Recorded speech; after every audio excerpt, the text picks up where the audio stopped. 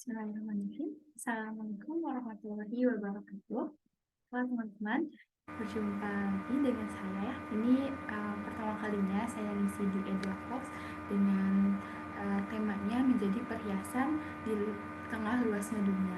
Kenapa membahas tema ini? Karena sekarang banyak sekali perempuan-perempuan yang tidak menyadari jati dirinya sebagai muslimah, sehingga perlu membahas hal ini. Gimana sih caranya tetap menjadi perhiasan di tengah luasnya dunia? Oke, baik. Kita langsung mulai saja ya.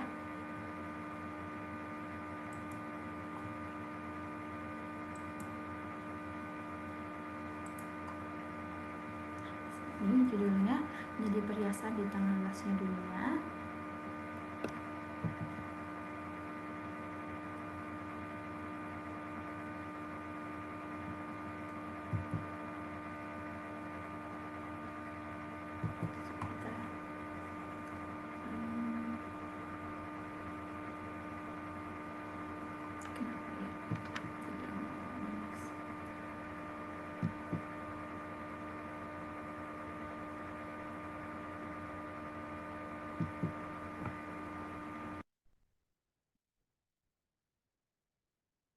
Sebentar ini.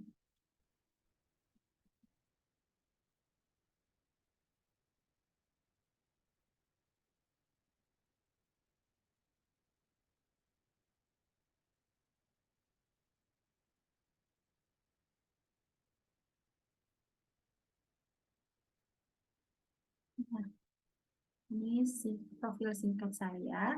Saya merupakan alumni dari Prodi IK UPI, lalu bendahara Edwah dan juga mompreneur di Enistore. Bisa dicek ya Instagramnya @enistore. Kita awali dengan satu quotes dari Mufti Menk. Jauh lebih baik kehilangan sesuatu untuk Tuhan daripada kehilangan Tuhan untuk mendapatkan sesuatu. Karena ketika kita di dunia mungkin kita bisa banyak yang membela ya gitu. Ada keluarga kita, teman kita, ketika kita mungkin melakukan kesalahan. Tapi ketika di akhirat kita tidak punya siapa-siapa. Hanya Allah gitu, hanya Tuhan kita yang bisa membela kita. Jadi jangan sampai kita kehilangan Tuhan demi sesuatu. Baik kita kehilangan sesuatu untuk mendapatkan Tuhan gitu.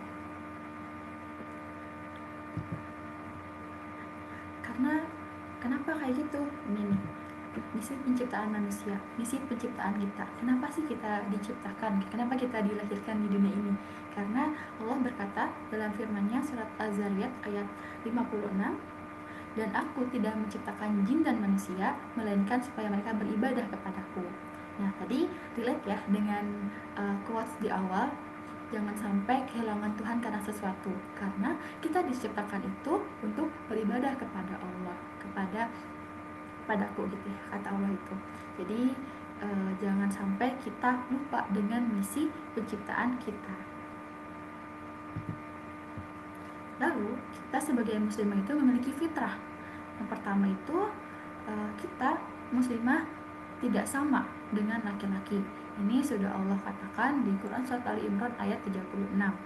Dan Allah juga mengatakan bahwa Allah menciptakan manusia baik laki-laki maupun perempuan dari saripati yang berasal dari tanah. Jadi kita jangan mau disamakan dengan laki-laki, karena Allah sendiri yang sudah mengatakan bahwa kita berbeda dengan laki-laki.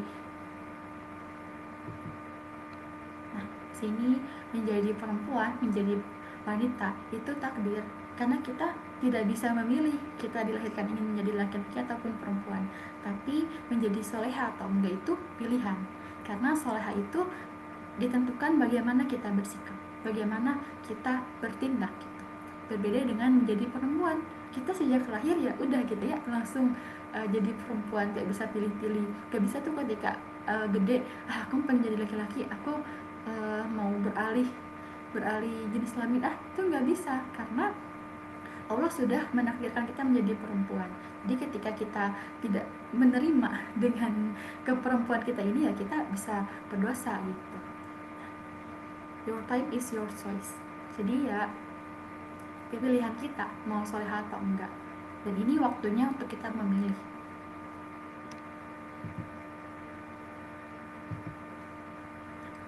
solihah atau biasa. Mungkin banyak ya perempuan tuh banyak banget di dunia, tapi tidak semuanya solehah. Nah, ini menjadi pilihan kita, mau up menjadi solihah atau mau down menjadi perempuan yang biasa aja.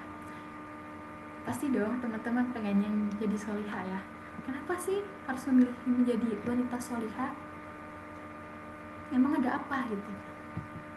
Nah, di sini ada sebuah hadis yang mengatakan bahwa dunia adalah perhiasan dan sebaik-baik perhiasan dunia adalah perempuan yang solihah. Ini dari hadis riwayat Muslim dari Abdullah bin Amr ya. Jadi seperti judulnya, menjadi perhiasan di tengah luasnya dunia. Nah, ini maksudnya menjadi perhiasan itu artinya menjadi perempuan solihah, karena perempuan solihah adalah sebaik-baik perhiasan dunia. Bukan intan, bukan berlian, mutiara, dan sebagainya, tapi perempuan solihah yang menjadi perhiasan dunia, sebaik-baik perhiasan dunia. Apa sih makna solihah? Kenapa dari tadi kita bahas solihah gitu ya? Ini di surat An-Nisa ayat 34 Allah mengatakan bahwa maka perempuan yang solihah itu yang taat kepada Allah dan menjaga diri ketika suaminya tidak ada, karena Allah telah menjaga mereka. Jadi bagi kita gitu yang ingin menjadi solihah harus taat kepada Allah. Apa makna taat? Taat itu kan takut ya. Taat itu manut, nurut kepada Allah gitu, dan menjaga diri ketika suaminya tidak ada, karena Allah telah menjaga mereka. Misalnya kita lagi di rumah gitu ya, suami kita sedang keluar gitu, ada tamu yang datang, dan misalnya suami kita berpesan jangan menerima siapapun gitu, jangan menerima tamu, berarti ya jangan diterima gitu, karena harus manut ke suami, menjaga diri ketika suaminya tidak ada. Bahkan pernah ada ya suatu kisah zaman dahulu bahwa seorang suami berpesan pada seorang istrinya, jangan keluar rumah selama aku berperang, seperti itu.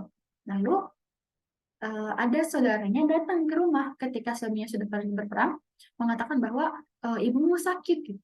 Akhirnya si istri ini berkata bahwa saya diberi pesan oleh suami saya untuk tidak keluar rumah selama beliau belum pulang, selama beliau berperang gitu. Udah gitu pulanglah saudaranya itu, datang lagi mengatakan bahwa tuh ibumu sakitnya makin parah gitu ya. Si istri ini kekeh karena ingat pesan suaminya, maaf saya tidak bisa keluar karena suami saya berpesan seperti ini gitu, diulangi lagi ya kata-kata yang tadi. Jadi seperti itu, saudaranya pulang lagi, mungkin dengan perasaan kesel gitu ya, perasaan kesal sampai segitunya gitu loh, dia mau keluar rumah padahal ibunya sakit parah gitu. Lalu datang lagi saudaranya mengatakan bahwa ibunya sudah meninggal, dan si istri ini tetap kekeh bahwa dia tidak bisa keluar rumah karena suaminya berpesan tidak boleh keluar rumah selama dia belum pulang, dan suaminya belum pulang gitu. Akhirnya pulang lagi lah saudara tersebut dengan perasaan kesal, kecewa yang sangat berat, karena saudara ini sampai sekekeh itu gitu menurut sama suaminya. Akhirnya suaminya pulang gitu ya, datang ke rumah dan bilang si istrinya bahwa ibunya meninggal, saudaranya sudah datang ke rumahnya, tapi dia tetap di dalam rumah. Maka dari itu suaminya langsung mengajak istrinya itu untuk mengunjungi, menziarahi makam ibu istrinya tersebut. Dan pada malam harinya si saudara tadi yang datang ke istri ini tuh bermimpi gitu ya, bahwa ibunya itu sudah di tempat terbaik gitu, tempat terbaik di sananya, karena mendapatkan karena mempunyai anak soleha yang nurut sama suaminya. Masya Allah ya, mungkin secara logika naluri kita manusia tegaan gitu ya, tegaan kepada ibunya sampai segitunya, tapi ternyata ya itu harus menjaga diri ketika suaminya tidak ada dengan cara taat kepadanya gitu. Tidak seenaknya kita, harus izin dulu gitu ya, kalau istri mau ngapa-ngapain harus izin kepada suaminya. Kalau belum menikah ya izinnya kepada orang tua, jangan karena aku mah belum nikah bebas dong, ya enggak, tetap harus izin ke orang tua. Ini taat kepada Allah karena taat kepada Allah itu penentu tinggi rendahnya derajat kita di hadapan Allah. Orang yang taat, insya Allah mempunyai derajat yang tinggi di hadapan Allah. Sedangkan orang yang maksiat, yang tidak taat kepada Allah, bisa jadi uh, derajatnya itu tidak tinggi atau rendah di hadapan Allah. Karena penentu tinggi rendahnya derajat itu bukan karena harta, bukan karena kedudukan, bukan karena rupa, tapi karena ketaatan kepada Allah. Lalu yang kedua, taat kepada Allah itu merupakan jalan keselamatan kita di dunia dan akhirat. Jadi jangan harap bisa selamat di keduanya ketika kita nggak taat kepada Allah. Mungkin bisa jadi ketika ada seseorang yang nggak taat di dunia, mereka mendapat kekayaan, kesenangan. Tapi jangan senang dulu ya, karena di akhirat belum tentu mereka seperti itu kalau tidak taat kepada Allah. Nah, kenapa harus taat? Karena taat itu sebagai wujud cinta. Nah, kalau kita cinta kepada diri, keluarga, masyarakat, dan negara, maka perwujudan cinta itu harus membawa diri, keluarga, masyarakat, dan tentunya juga negara kepada arah taat kepada Allah. Bukti cinta itu taat gitu ya. Cinta itu taat. Makanya ketika kita cinta kepada keluarga kita, masyarakat kita, negara kita, harus mengajak semuanya itu untuk taat kepada Allah. Ini sebagai bukti kita cinta kepada mereka dan taat kita kepada Allah. Nah ini, menjadi sholihah itulah peran semua muslimah. Ini harusnya menjadi peran kita ya. Jadi bukan pilihan, tapi harus menjadi peran. Peran itu kan sesuatu yang dijalankan gitu. Kayak seperti menjadi ibu, menjadi anak, itu kan peran. Dan menjadi sholihah itu juga harus menjadi peran kita. Gimana caranya? Satu, lu harus menutup aurat dan berpakaian syar'i. Sini udah ada dalilnya di Quran surat An-Nur ayat 31 dan surat uh, Al-Ahzab ayat 59 yang mengatakan bahwa harus berpakaian jilbab gitu di Al-Ahzab itu. Jilbab itu semacam gamis yang terusan, yang langsungan gitu ya. Ini udah ada dalilnya. Jadi bedakan antara kerudung, jilbab gitu. Karena kerudung ini khimar ada di Quran surat An-Nur dan jilbab atau gamis itu ada di Quran surat Al-Ahzab. Yang kedua, menjaga diri. Menjaga diri ini di sini tidak bermudah-mudahan ya, kayak keluar malam-malam, terus misalnya main dengan siapapun gitu, itu tidak boleh. Kita harus bisa menjaga diri kita, harus mengenali fitrah kita sebagai muslimah yang tidak bermudah-mudahan terhadap sesuatu. Yang ketiga, memiliki sifat malu. Malu kalau auratnya kelihatan, malu kalau kita berbuat yang tidak baik, malu kalau kita bermaksiat. Gitu. Jadi sifat malu ini tuh sangat melekat dengan seorang muslimah, karena ya seorang malu itu kan ada pepatah yang mengatakan, pepatah Arab ya, yang mengatakan malu itu sebagian dari keimanan gitu. Jadi ketika seseorang udah nggak punya rasa malu, berarti mereka mungkin dipertanyakan keimanannya seperti itu. Tentunya di sini malu tuh malu ketika berbuat kejelekan ya, keburukan, bukan malu ketika berbuat kebaikan. Berbuat kebaikan mah ya harus, bukan malu gitu. Yang keempat, taat dan menyenangkan hati suami. Ini untuk yang sudah bersuami, dan kalau belum bersuami, taat dan menyenangkan hati kedua orang tua gitu ya. Taat ini maksudnya ya taat kepada Allah dan juga taat kepada orang tua dan suami ketika mereka dalam hal kebaikan. Karena tidak ada ketaatan dalam hal keburukan. Yang kelima, menjaga kehormatan keluarga. Tadi ya sama dengan dalil yang tadi, eh, menjaga kehormatan suami ketika dia tidak ada. Di sini pun sama ya, diperintahkan menjaga kehormatan keluarga. Jadi tidak boleh tuh ceritain aib-aibnya, ceritain aib keluarga kita, aib suami kita ke orang lain, gak boleh, karena harus menjaga kehormatan keluarga. Karena aibnya mereka, aibnya kita juga gitu. Yang keenam, senantiasa bersyukur dalam hal apapun, dalam keadaan apapun, dalam kondisi dimanapun, tetap bersyukur. Bersyukur dulu baru bahagia ya, bukan bahagia dulu baru bersyukur. Karena syukur ini akan mendatangkan ketenangan, kedamaian, kebahagiaan. Hidup kita akan lebih bahagia ketika terus diliputi rasa bersyukur. Bisa tidur dengan tenang bersyukur, bisa makan meskipun seadanya bersyukur, karena belum tentu semua orang seperti itu. Bisa jadi ada yang nggak bisa tidur karena nggak punya tempat tidur. Bisa jadi ada yang nggak makan karena nggak punya makanan apapun untuk dimakan, seperti itu. Jadi apapun kondisinya, teruslah bersyukur. Tetaplah bersyukur, karena syukur ini kunci dari kebahagiaan hidup.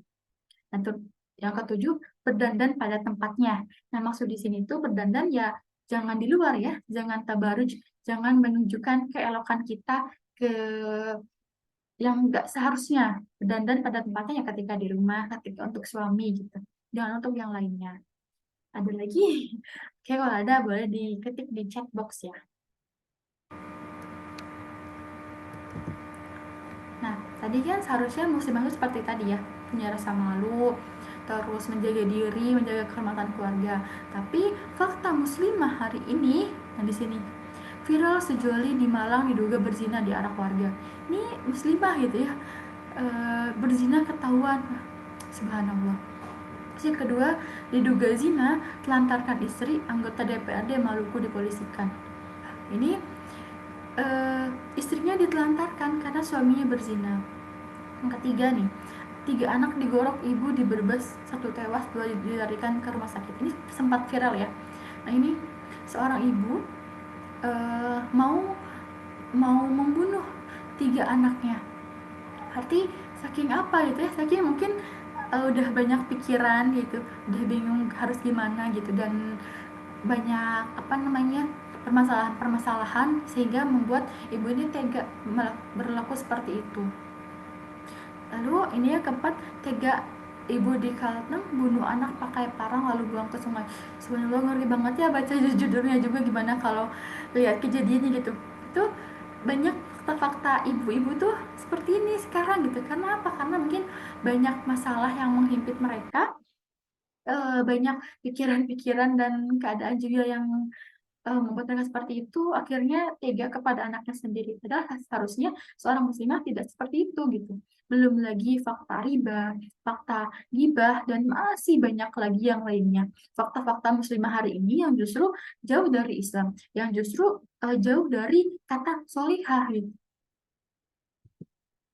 Nah, ini Allah mengatakan di Quran surat An-Nur ayat 2, kalau ada orang yang berzina, siapa yang berdosanya? Di sini perempuan yang berzina dan laki-laki yang berzina, maka adalah tiap-tiap seorang dari keduanya 100 kali darah.